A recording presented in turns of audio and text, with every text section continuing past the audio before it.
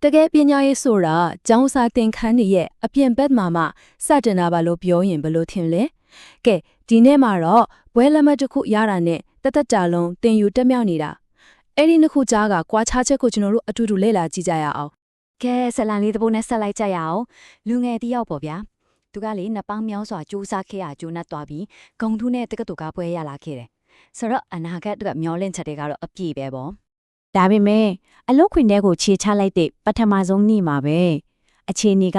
သူ့ထင်ထားသလိုဖြစ်မလာခဲ့ဘူး။နန်ရန်ကိုခေါင်းနဲ့ပြေးဆောင်လိုက်သလိုပဲ။စာမိုးဖွဲခန့်ထဲကမေခွဲနေနဲ့လက်တွေ့ဘဝရဲ့စိန်ခေါ်မှုတွေကလုံးဝကိုကွာခြားနေပါလားဆိုလားသူကောင်းကောင်းကြီးနားလည်သွားခဲ့တယ်။အခုနကအခြေအနေကလေစာရေးဆရာကြီး Mark Twain ရဲ့စကားတစ်ခုကိုတွားတတိရစေတယ်။သူ့ရဲ့ဒီအဆိုအမိန့်ကဒီနေ့တင်ဆက်မှုတစ်ခုလုံးရဲ့အဓိကကြော်ရိုးလို့ပြောလို့ရတယ်။ကဲ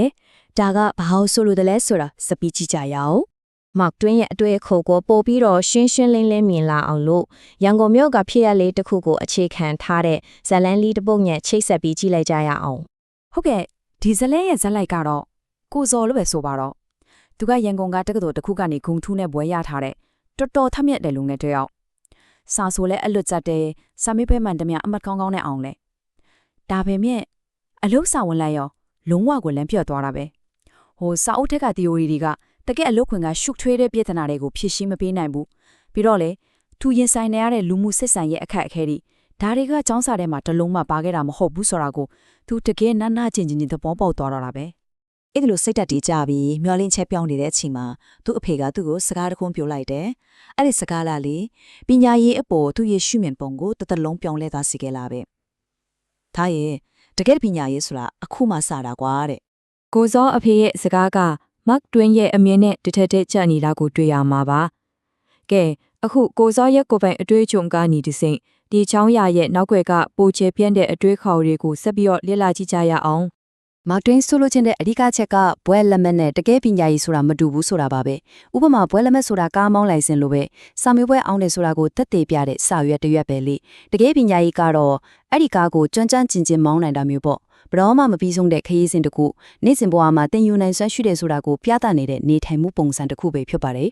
်ဒီနေရာမှာတခုတော့ရှင်းရှင်းလင်းလင်းသိထားဖို့လိုပါတယ်Mark Twain ကတက္ကသိုလ်ပညာရေးကိုစန့်ကျင်နေတာလုံးဝမဟုတ်ပါဘူး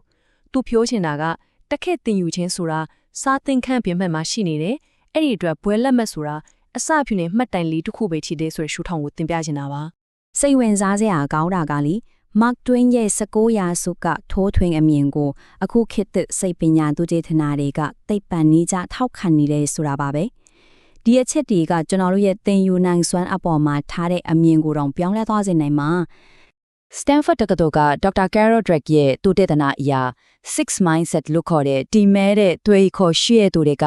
ညာရီဆိုတာမွေးရပါပဲထပ်ပြီးတိုးတက်အောင်လုပ်လို့မရတော့ဘူးလို့ယုံကြည်ကြတဲ့ဒီအသွေးခေါ်မျိုးကအမတ်ကောင်းဖို့နဲ့ပွဲရဖို့ကိုပဲအထူးထားတဲ့ပညာရေးစနစ်တွေကနေမွေးထုတ်ပေးတတ်ပြီးရှုံးနိမ့်မှာဆိုလို့စိန်ခေါ်မှုအသစ်တွေကိုရှောင်ဖေးသွားစေတတ်ပါတယ်သူ့ရဲ့စန့်ကျင်ဘက်ကတော့ growth mindset လို့ခေါ်တဲ့ကြီးထွားတဲ့အတွေ့အခေါ်ပေါ့ဒီလိုအတွေ့အခေါ်ရှိသူတွေကြတော့ဉာဏ်ရည်ဆိုတာစ조사မှုနဲ့လေ့ကျင့်မှုတွေကနေဖွံ့ဖြိုးတိုးတက်အောင်လုပ်လို့ရတယ်လို့ယုံကြည်ကြတယ်။ဒါကြောင့်ပဲသူတို့ကစင်ခေါ်မှုတွေကိုသင်ယူမှုအခွင့်အလမ်းကောင်းတစ်ခုအဖြစ်လက်ခံပြီးတက်တာသင်ယူမှုအတွက်အဓိကတွန်းအားရှိဖြစ်စေတော့တာပေါ့။နောက်ထပ်စိတ်ဝင်စားဖို့ကောင်းတဲ့ theory တစ်ခုရှိသေးတယ်။အဲ့ဒါကတော့ Dr. Robert Sternberg ရဲ့ဉာဏ်ရည်၃မျိုး theory ပဲ။ဒီစရာကိုတစ်ချက်ကြည့်လိုက်ပါအောင်။ကျောင်းတွေကဘာကိုအဓိကထားလဲ။ခွဲချမ်းစိတ်ဖြာဉာဏ်ဖုန်ကရကတော့စာမိုးပဲဖိနိုင်တဲ့ဉာဏ်ပေါ့။အဲ့ဒါကိုပဲအများဆုံးလေ့ကျင့်ပေးနေတာ။ဒါပေမဲ့လက်တွေ့ကွာမှာတကယ်အောင်မြင်ဖို့ကြတော့ဘာဒီလိုလဲပြဿနာတက်တူဖြေရှင်းနိုင်တဲ့တီထွင်ဖန်တီးဉာဏ်ရဲ့လူတွေနဲ့ပေါင်းသင်းဆက်ဆံပြီးအခြေအနေတွေကိုစီမံခန့်ခွဲနိုင်တဲ့လက်တွေ့ကြဉာဏ်ရဲ့အဲ့ဒီနှစ်ခုကပိုရေးကြီးနေရကိုတွေ့ရမှာပါဆိုတော့ကျောင်းပညာရေးနဲ့လက်တွေ့ဘဝကြကကွာချက်ကိုဒီစရာကရှင်းရှင်းလင်းလင်းကြီးကိုမိမောင်းထိုးပြနေတာပဲဒါဆိုရင်အဲ့ဒီကွာချက်ကိုဘယ်အရာကကူညီကျော်လွှားပေးနိုင်မလဲအဖြေကတော့ဒေါက်တာအန်ဂျလာဒက်ဝက်ရဲ့သူတည်နာမှာရှိပါတယ်အဲ့ဒါကတော့ grit လို့ခေါ်တဲ့ဇွဲလုံလလာပါပဲဇွဲဆိုတာကရေရှည်ပန်းနိုင်တစ်ခုအပေါ်မှာထားတဲ့ပြင်းပြတဲ့စိတ်ဆန္ဒနဲ့မစုံမနစ်တဲ့စ조사မှုကိုပေါင်းဆက်ထားတာပါဒီအရေးသွေးက IQ တို့ကျောင်းမတ်တီထက်တောင်ရေရှည်အောင်မြင်မှုကိုပိုပြီးတိတိကျကျခံမှန်းနိုင်တယ်လို့ဆိုပါတယ်တကယ်ပညာရေးခရီးကိုဆက်လျှောက်ဖို့အတွက်မရှိမဖြစ်လို့အတက်ဆွမ်းအင်တစ်ခုကောကဲတက်တာသင်ယူမှုကဘာကြောင့်ဒီလောက်အရေးကြီးလဲဆိုတာကိုသိပ္ပံနည်းကျနားလည်သွားကြပြီဆိုတော့ တကယ်တင်ယူသူတယောက်ဖြစ်လာအောင်ဘယ်လိုလုပ်ရမလဲဆိုရဲလက်တွေ့ကြတဲ့လက်ညွှန် chip တွေကိုစပ်ပြီးကြည့်လိုက်ကြရအောင် တကယ်တင်ယူသူတယောက်ဖြစ်လာဖို့အတွက်လက်တွေ့ကျင့်သုံးနိုင်မယ့်အခြေခံမှု6ချက်ရှိပါတယ်တစ်ချက်ချင်းစီကိုအချင်းချင်းပြီးကြည့်လိုက်ကြရအောင်နံပါတ်1ကတော့ပွဲဆိုတာအဆုံးသတ်မဟုတ်ဘူးအခုမှအစပဲချီသေးတယ်ဆိုတာကိုလက်ခံလိုက်ပါနံပါတ်2စာအုပ်ထဲက theory တွေထက်လက်တွေ့တွေ့ကြောင်းကရတဲ့အသိပညာကိုပိုတန်ဖိုးထားပါနံပါတ်3ကကလေးတယောက်လိုအမြဲတမ်းစူးစမ်းနေပါဘာကြောင့်လဲဆိုရမေးခွန်းနေမိပါနံပါတ်4ကိုနေကွာနေတဲ့တက်တုံးတက်တာဆုံးရဲ့အပြင်ပေါက်ကိုထွက်ပြီးစင်ခေါ်မှုတွေကိုရင်ဆိုင်ပါ